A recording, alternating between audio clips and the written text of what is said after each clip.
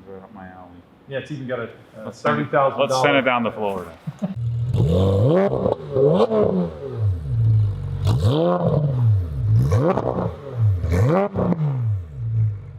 All right, so we're gonna walk around. This is what are we calling this? The Merit Partners facility? Yeah, the Merit Partners facility, the garage. Jonathan, Burt, well, you guys, your main business is placing people, because at least how I think of it, people with cars, right? Yeah. And I called him. It's his fault that I got an RS. I was in the mountains. I was so happy for you. I was in the mountains. Remember this? I was in the mountains, and I drove my buddy John. I drove his white RS, and while I'm towing my GP3 back, I'm like, dude, you got to find me a car. And you're like, I think I have one. And I remember the dude went MIA, so I would have bought that car. So I ended up buying basically the exact same car that you found for me, so I found it at a dealership.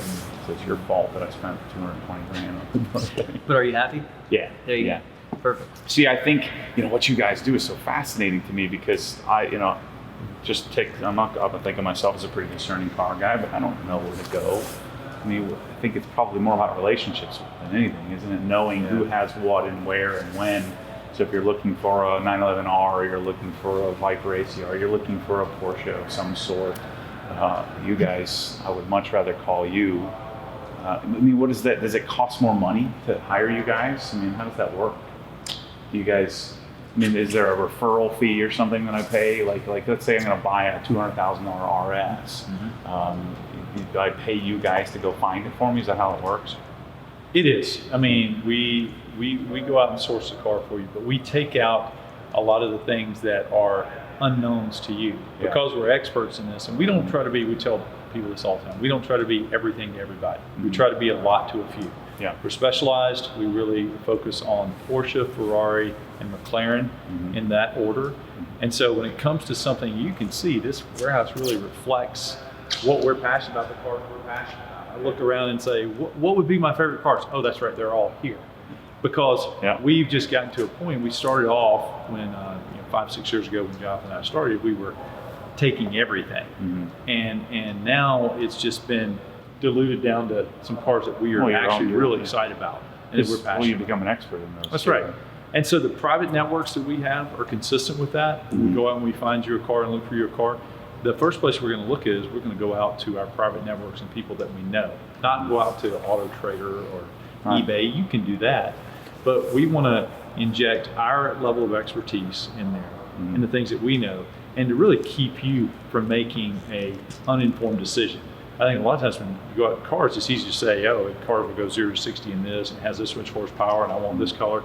But what questions do you ask, and how do you know that it's the right car for you, that you're not getting options you don't need, and you're paying for something you don't need, and also the history of the car, making sure you're getting the right car. Has it been the paint work? Or has it been over revs? There's just little things to ask to keep you from making mistakes. Yeah, I mean, I've chased a couple of cars here recently, and it's so difficult. Like I said, I'm somewhat in the know, but that's why I find what you guys do so intriguing is that, I was looking for an S2000, I was looking for an M3, I was looking for the GT3 RS, and it's hard. It's hard to play that game unless you're in it.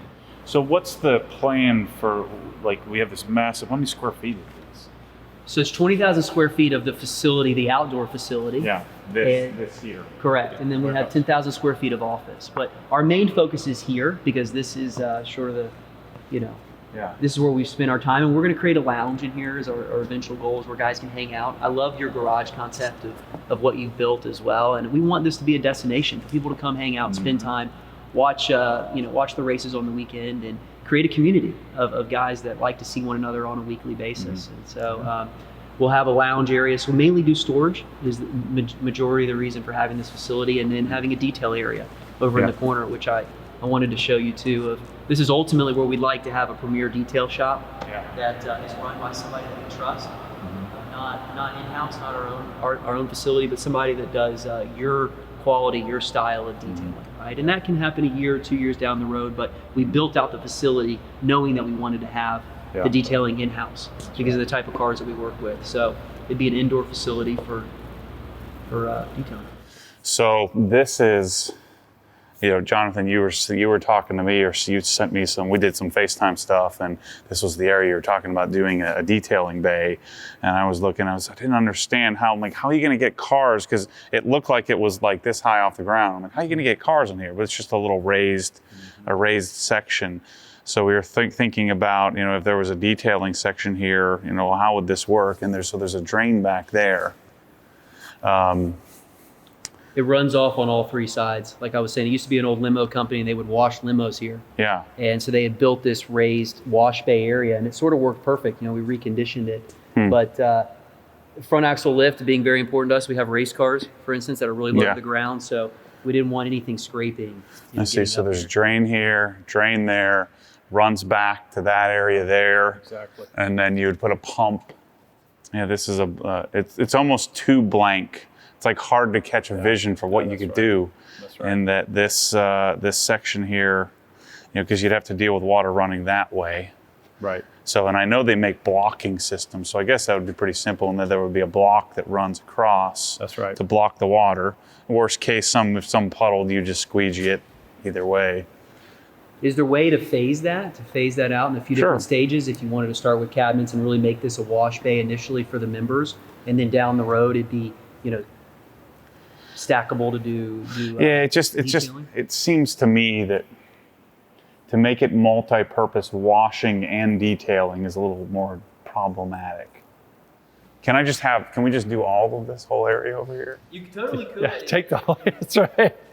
Your canvas has expanded. That's right. Could you just do the whole thing?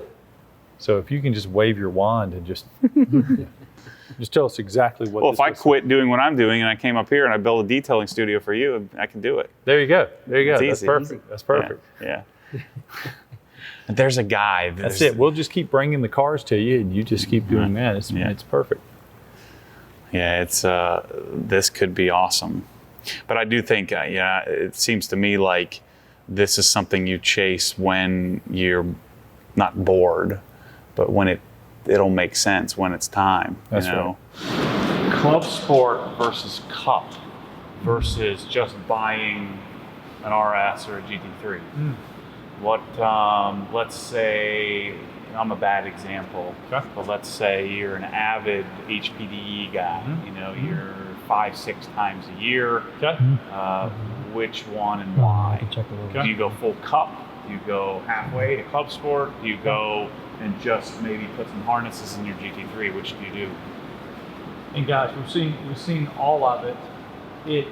I think that a lot of guys, when they're getting into a car like this right here, there's a skill level that's required. Guys want to have the requisite skill in order to drive something like this.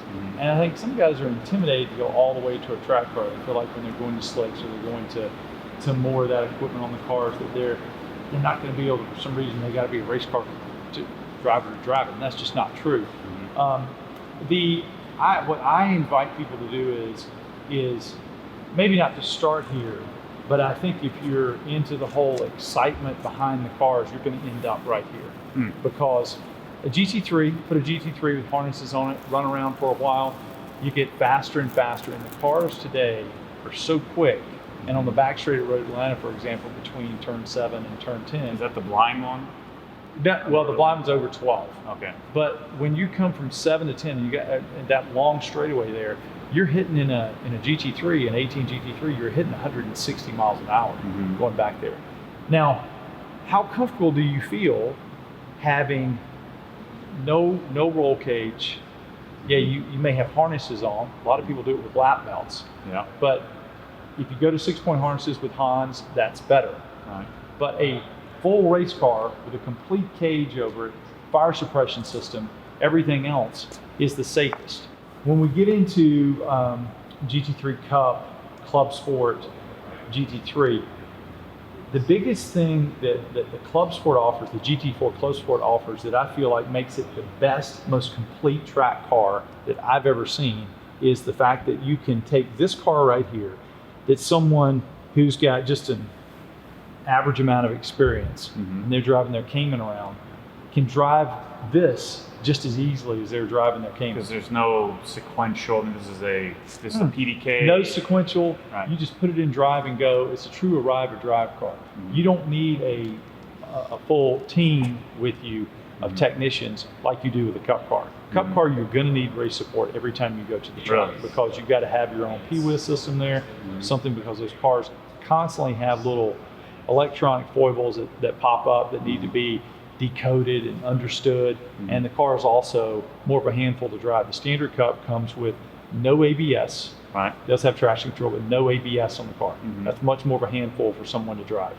This right here drives a lot like a street car does. It just has a lot more capability. I mean, grip levels are much higher with the slicks. And there is no GT3 Clubsport currently, is there? No, there's not. There's a GT3 Cup. Yeah. But the Cup also costs four times the cost per hour to run that this car is. Well, because you got an engine rebuild after a certain amount of hours. Yeah, you got engine, you got transmission rebuilds, you've got the track support that you're going to have for every event. So you're going to be running about $4,000 an hour to run that car. So compared to a street car, somewhere between $1,000 to $1,500 an hour, depending on the street car. There's a big difference in those. These were 220, something 240? No, they were in the 180s. Okay. They're in the 180s, and then you got spares that you put on top of that, and that'll put you into the low 200s for these. The new Clubsport is they've got 3 different levels of Clubsport. They're going to have a track day car. They're going to have the intermediate car, which is called the competition car, and then they're going to have the full-blown race car that's going to be running in the highest level of the series, and that's the SRO car, that GT4 SRO car. So that car, there's going to be 3 different price points with about $30,000 separating the car. So figure anywhere between the just say on average 200 to about 260. No. So anyway, maybe you can tell I'm maybe a little biased. Slightly. This isn't your car, is it? This is our car. Okay. This is our Merit owns this car. Now we're selling this car, but we don't. This is the rare car. I mean, I say this is a bit of an oxymoron, but this is a low mile, DE only GT4 Clubsport. This car came from us out of a collection. A billionaire owned the car, and his private clients, his private pilots would fly in, and he'd be racing. He'd let him have a car just to have fun with while he was doing his racing. So he got 2 GT4 Clubsports, and this is one of those 2. So this car is in immaculate condition, has never been hit, never been any accidents whatsoever, and never been raced. It's just been DE. Yeah, that sounds right up my alley. Yeah, it's even got a $30,000. Let's send it down to Florida. Show them the inside. Look at the inside, and this is a sneak peek of what's going on in there. All these safety equipment. The more that I'm out with guys on the track, the biggest concern is right there with performance. Probably even more is the safety aspect. They're concerned that they're driving around and they're getting faster, and these cars, any of these cars out of the box are just so fast, and they're concerned about the speeds that they're carrying and the fact that they don't have a roll cage, they don't have a halo, they don't have the proper fire suppression, all the things that come along with it. This car comes from Porsche. This is not another shop that did this. This is directly from Porsche, with all the safety features that you'd ever want in here, so you feel truly protected in the car if something were to happen, with all the reinforcements and everything that the car has.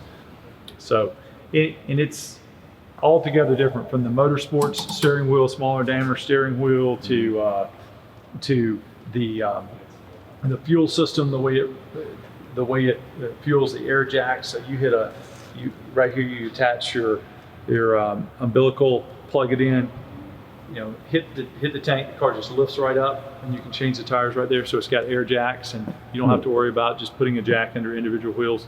It's really nice. Built for the track. I mean, it's robust and built and even more ready to go. The Clubsport features the exact brakes from the GT3 Cup car. So you can imagine this car as being a little bit lighter, so it even stops better than a GT3 Cup car does with the same brakes. Significantly more robust than the street car has. and they cost the same, if not a little cheaper. All right, I'll stop convincing you. I'll stop trying to convince you. I'm not buying that. So that's the Club Sport. I was asking the guys here that just kind of give you an idea between the two, and I don't know, maybe someday I'll get out on the track in one of them.